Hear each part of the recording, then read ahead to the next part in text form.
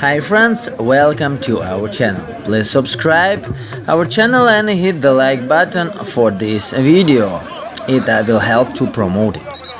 So Dambe, it's a traditional martial art of the Hausa people from Nigeria with a rich cultural and historical background. Here are some key points about this sport, non-Olympic by the way. Dambe has its roots in the Hausa tradition and is believed to have originated among the Hausa butchers and fishermen. Over the 20th century, it evolved from informal challenges issued by these groups during harvest festivals to a more organized and ritualized form of martial art. Originally, Dambe was practiced as a form of preparation for war, and many of its techniques and terminology are influenced by warfare. It also became a part of local harvest festival entertainment, integrating the fighting challenge into the festivities. Boxers in Dambe are called Damenga, if I pronounce it correctly. The tradition is often dominated by individuals from the Hausa fishermen and butcher caste groups. The techniques and terminology used in Dambe often allude to traditional warfare strategies. In a typical Dambe match, competitors aim to subdue each other into total submission within 3 rounds. The matches can be intense and physically demanding, often resulting in serious body injuries. Dambe is not limited in Nigeria. It has spread to other regions as well. Companies of boxers travel to perform outdoor matches accompanied by ceremonial activities and drumming. These performances take place throughout the traditional Hausa homelands, which include northern Nigeria, southern Niger, and southwestern Chad. Dambe has gained attention from Nigeria's Federal Ministry of Youth and Sport Development. In December 2019, the minister pledged to create a national league and collaborate with the Dambe Sport Association to establish a federation for organizing competitions and tournaments across and outside Nigeria. These plans were in progress before the COVID pandemic.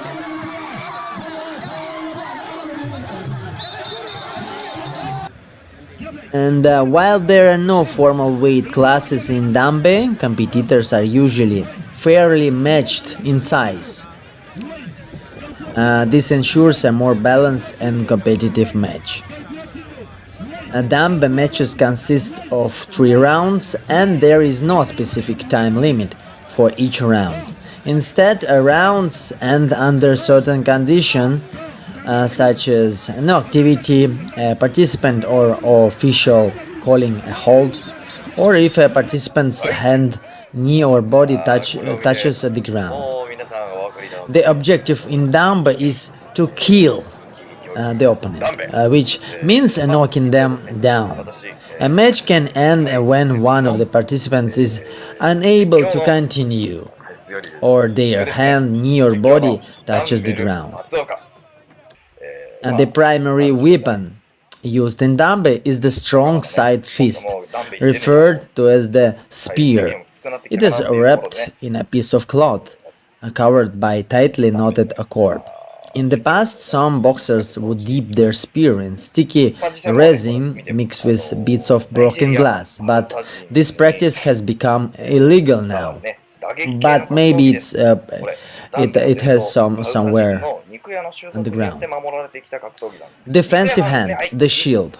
The other hand, known as the shield, is held with the open palm, facing towards the opponent. This hand can be used for grabbing or holding as needed for defensive purposes. Leg techniques. The lead leg is often wrapped in a chain, serving both offensive and defensive purposes. The chain-wrapped leg can be used for various maneuvers. The unwrapped back leg is also utilized for kicking. as wrestling used to be allowed. The goal is to cause the opponent to fall, and kicks have become more common in Dambe matches.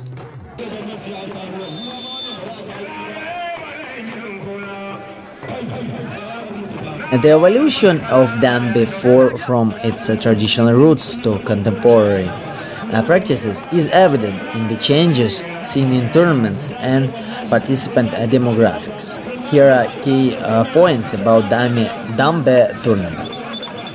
Traditionally, Dambe contests were held between men of the butchers' guilds, specifically from a lower caste of Hausa society that performed ritual animal slaughter and handled meat. These traveling butchers formed boxing teams known as armies and engaged in bouts during festivals marking the end of the harvest season. These festivals provided an opportunity for gambling on feats of strength, as rural communities were financially prosperous during the harvest. In contemporary times, Dambe participants are not limited to the traditional butcher caste. Urban youth, who often train in gyms or backyards, now compete year-round. Despite the change in demographics, the fraternity aspect remains, and professional boxers form a community that travels to perform bouts in carnival-like appearances, complete with elaborate pre-match rituals and amplified sound systems.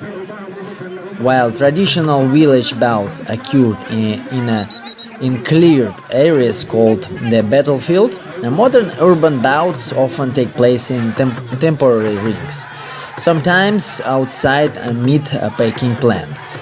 Participants in urban matches typically wear shorts instead of traditional loincloths. Sand-filled West African lutte traditionnel arenas, common in large towns, are used for larger bouts, sometimes combined with traditional wrestling championships. Whether traditional or modern, Dambe bouts are accompanied by percussive music and chants. This music serves various purposes, including calling boxers to the ring, taunting opponents, and encouraging audience participation.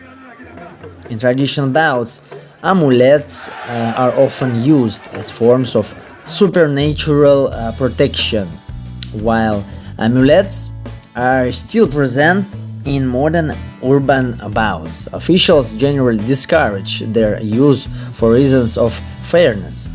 Fighters may place amulets in feather-filled pillows wrapped around their fists. Some fighters also scar their striking arms, applying salves and resins to enhance strength or defense.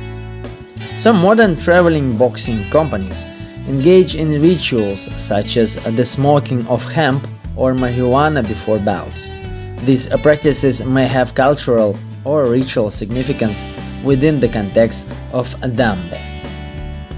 So Dambe tournaments have adapted to modern urban settings and a broader participant base while retaining certain traditional elements, creating a dynamic blend of cultural heritage and contemporary sports practices. So what do you think about this martial art?